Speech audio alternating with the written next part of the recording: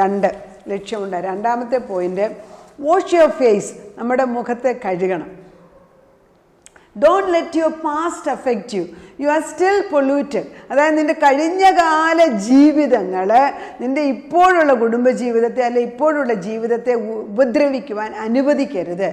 You are ruining your present with your past failure.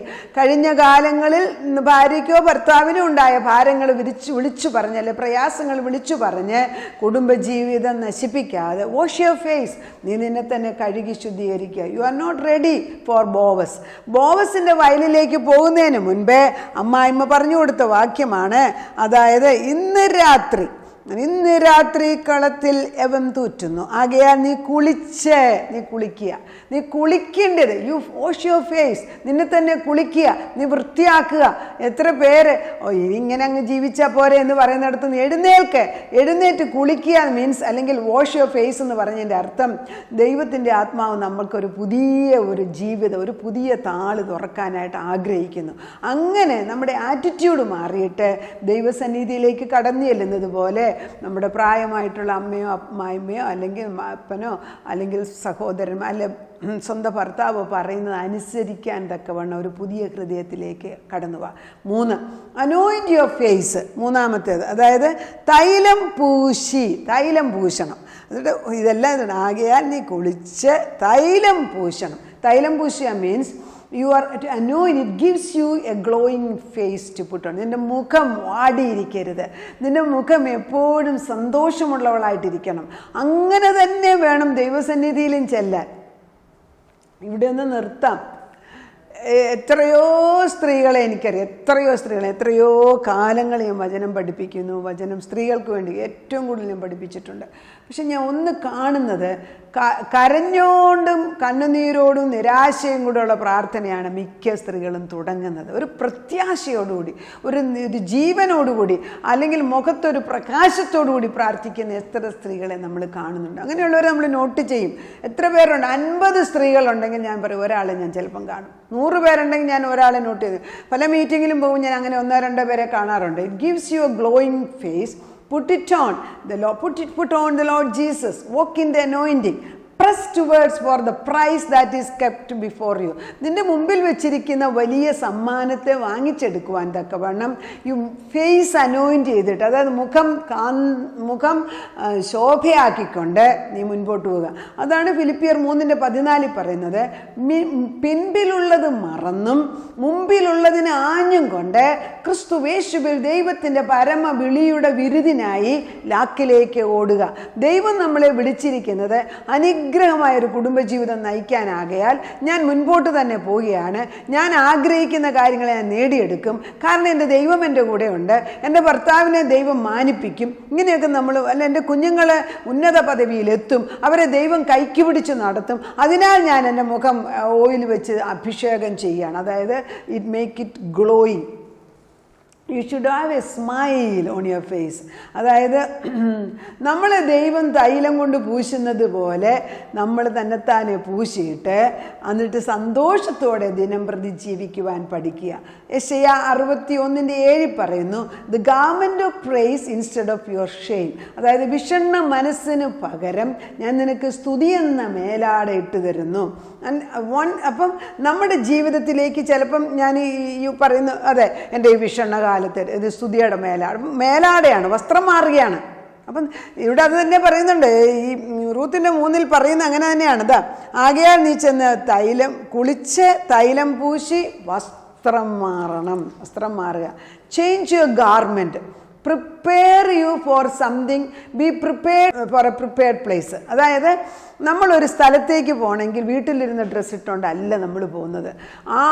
ആരെ കാണാൻ പോകുന്നു ആ വ്യക്തിയുടെ മഹത്വത്തിനനുസരിച്ച് നമ്മൾ ഡ്രസ്സ് ചെയ്യും.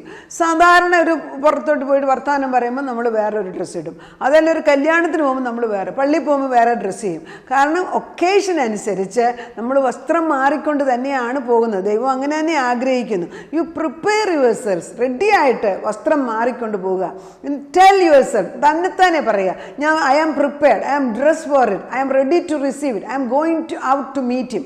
അതായത് നമ്മളൊരു കാര്യം കാണാൻ വേണ്ടി ഞാൻ പറയുകയാണ്, ഞാൻ ഡ്രസ്സ് മാറാൻ. അപ്പം ഇവിടെ നമ്മൾ ഈ റൂത്തിനകത്ത് പഠിക്കുന്നത്, റൂത്തിനോട് അമ്മായിമ്മ പറഞ്ഞപ്പോൾ അവളോട് പറഞ്ഞ് നീ കുളിക്കുക, തൈലം പൂശുക, വസ്ത്രം ധരിക്കുക. അത് ഞാൻ ചെയ്യും, കാരണം ഞാൻ കാണാൻ പോകുന്ന ബോവസിനെയാണ്.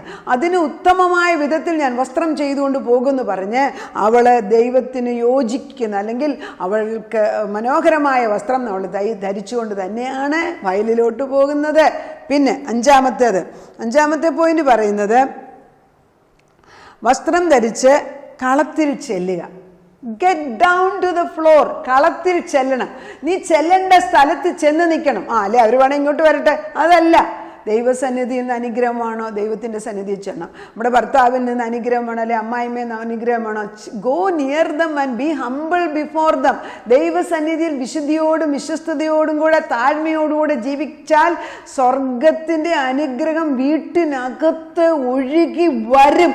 അത് ഈ ജഡമുള്ള നമ്മുടെ ലോകത്തിൻ്റെ ജീവിതത്തിലെ ഏറ്റവും അനുഗ്രഹത്തിൻ്റെ, നമ്മുടെ ജീവിതത്തിൻ്റെ അനുഗ്രഹത്തിൻ്റെ, ആത്മീയ ഗോളത്തിലെ അനുഗ്രഹത്തിൻ്റെയും ഭൗമീയ ഗോളത്തിൻ്റെ അനുഗ്രഹത്തിൻ്റെയും തടസ്സം ജഡമാണ്. ഈ അമ്മായിമ്മ പറഞ്ഞു വസ്ത്രം മാറിയിട്ട് പിന്നെ കളത്തിലേക്ക് പോകാൻ പറഞ്ഞാൽ ഈ മരുമോള് പറയാം, അപ്പം ഞാനിനിയിപ്പോൾ കളത്തിലോട്ടൊന്നും പോകുന്നില്ല, ഞാൻ ജോലി ചെയ്ത് ക്ഷീണിച്ചിരിക്കുക, ഇന്ന് ഞാൻ പോകുന്നില്ല എന്ന് പറഞ്ഞിരുന്നെങ്കിലോ. അങ്ങനെയല്ലേ പല സ്ത്രീകൾ അമ്മായിമ്മമാരൊന്ന് സ്നേഹമായിട്ട് പറഞ്ഞാൽ പോലും ഉൾക്കൊള്ളാൻ വയ്യാത്ത തരത്തിലുള്ള ജഡീകതയാണ് കൊച്ചു പെൺമക്കളിൽ ഇപ്പോൾ കാണുന്നത്.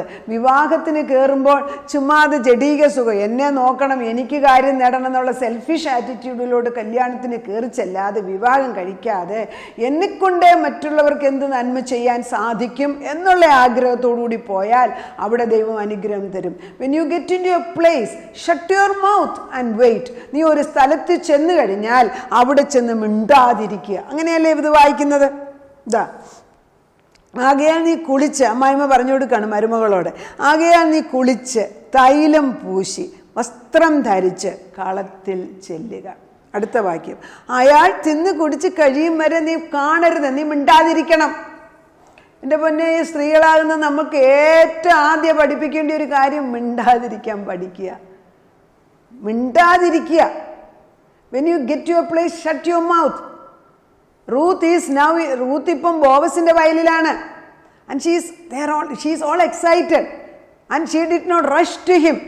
ബോവസ് രാത്രിയിൽ വന്നു, ഭക്ഷണം കഴിക്കുന്നു, എന്തെല്ലാം അവിടെ ചെയ്തു. ആ ടൈമിൽ ഒന്നും ഈ റൂത്ത് അനങ്ങിയില്ല. She just weighted.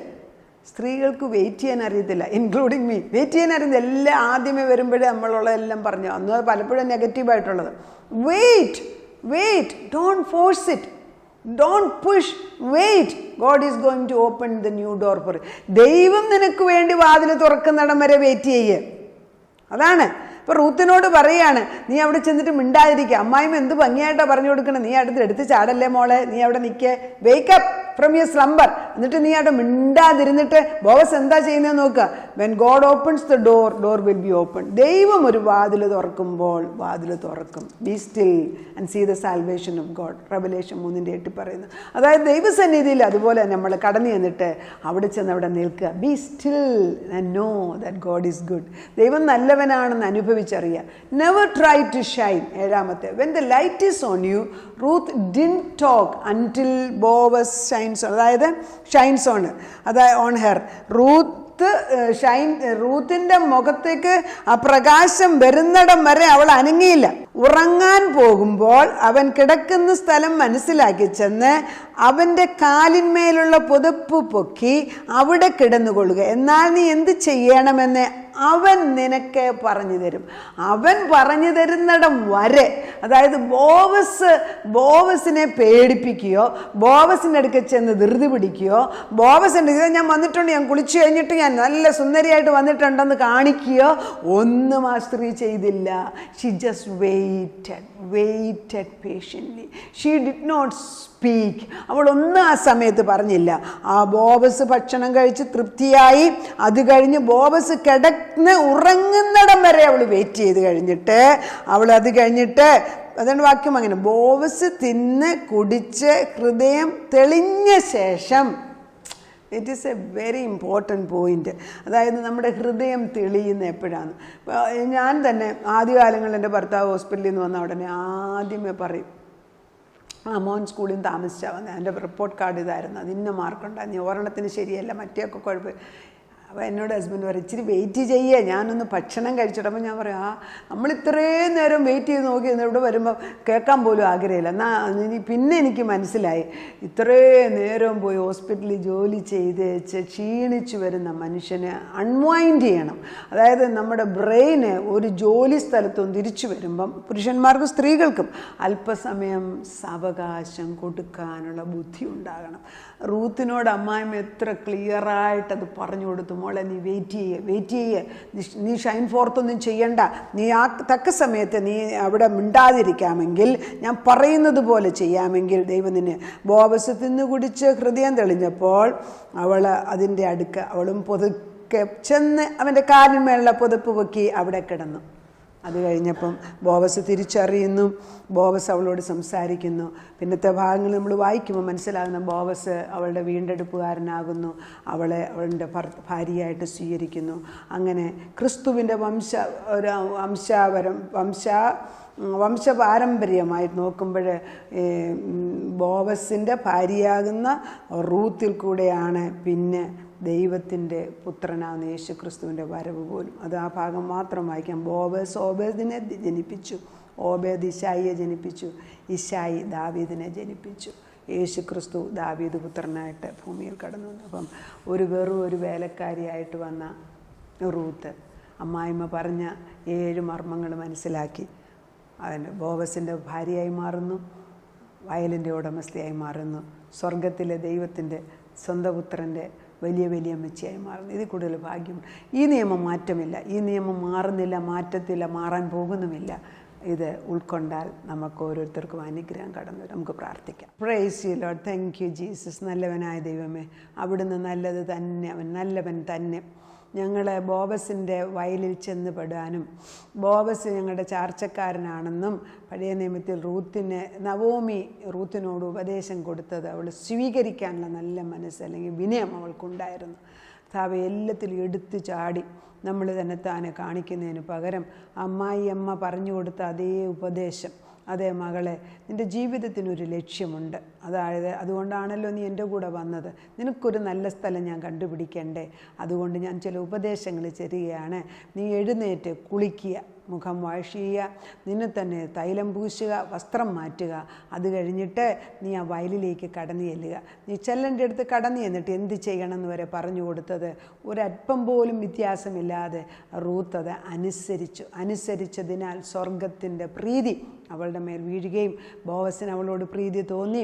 ബോവസിൻ്റെ വീണ്ടെടുപ്പിൻ്റെ പുതപ്പ് റൂത്തിൻ്റെ മേൽ വീണതിനാൽ ഞങ്ങളുടെ യേശു ക്രിസ്തുവിൻ്റെ വലിയ മെച്ചിയായിട്ട് റൂത്തിനെ ദൈവം തിരഞ്ഞെടുത്തതിന് ഓർക്കും. എത്രയോ ഉന്നത പദവി, അങ്ങനെ ഉന്നത പദവിയുള്ള എത്രയോ മക്കളാണിത് കേൾക്കുന്നത്. അപ്പച്ച ക്രിസ്തുവാകുന്ന വീണ്ടെടുപ്പുകാരൻ്റെ കർത്താവ് വയലിലേക്ക് കടന്നു വന്നിട്ട് അപ്പച്ചൻ്റെ ആഗ്രഹത്തിനനുസരിച്ച് പ്രവർത്തിക്കാൻ അറിയാൻ വയ്യാതെ ഈ മോഡേൺ ജീവിതത്തിൽ, അതായത് ഈ ലോക ജീവിതത്തിൻ്റെ അഹങ്കാരത്തിലും ദൈവത്തിൻ്റെ ആത്മാവിന് വിപരീതമായ ജഡീക ചിന്തകൾ, കൺമോഹം, ജഡമോഹം, ജീവനപ്രതാപം ഇത് കടന്നു വന്നിട്ട് ദൈവത്തിന് വിപരീതമായി ചിന്തിച്ചിട്ട് ഞാനെന്ന ഭാവത്തോടുകൂടി കുടുംബജീവിതം തുടങ്ങുന്നതിനാൽ മിക്ക കുടുംബങ്ങളും നശിച്ചു പോകുന്നിടത്ത് ഈ റൂത്തിന് കൊടുത്ത ആ ഉപദേശം, നവോമി കൊടുത്ത ഉപദേശം ഞങ്ങളുടെ ഓരോ സ്ത്രീകളുടെയും ശ്രീരത്നങ്ങളുടെയും ഹൃദയത്തിൽ എഴുതി തരണമേ. അങ്ങനെ നല്ലൊരു കുടുംബം പണിതെടുക്കാൻ, ഒരു വലിയ നല്ല ഭവനം, ദൈവം വസിക്കുന്ന ഭവനമാക്കി മാറ്റിയെടുക്കാൻ അനേക പെൺമക്കൾക്ക് ഇത് പ്രചോദനമാക്കി തീർക്കണമേ. 2021 ആദ്യ സമയങ്ങളിൽ എൻ്റെ കർത്താവിൻ്റെ ആത്മാവ് കടന്നു വന്നിട്ട് അനേക പെൺമക്കൾക്ക് ഇതൊരു വലിയ വെളിച്ചമാക്കി കൊടുക്കുന്നതിനാൽ സ്തോത്രം. കുടുംബജീവിതത്തിൽ ഇമ്പമായിട്ട് അനുഗ്രഹമാക്കി മാറ്റാൻ താക്കോലുകൾ അവരെ ഏൽപ്പിക്കുന്നത് വാങ്ങിച്ചെടുത്ത് ഉപയോഗിക്കട്ടെ. അങ്ങനെ അനുഗ്രഹം പ്രാപിച്ചെടുക്കട്ടെ. നാഥ, പ്രാർത്ഥന കേട്ടു ഉത്തരം തന്നതിന് നന്ദി. യേശു ക്രിസ്തുവിൻ്റെ പൊന്നുനാമത്തിൽ തന്നെ. ആമേൻ.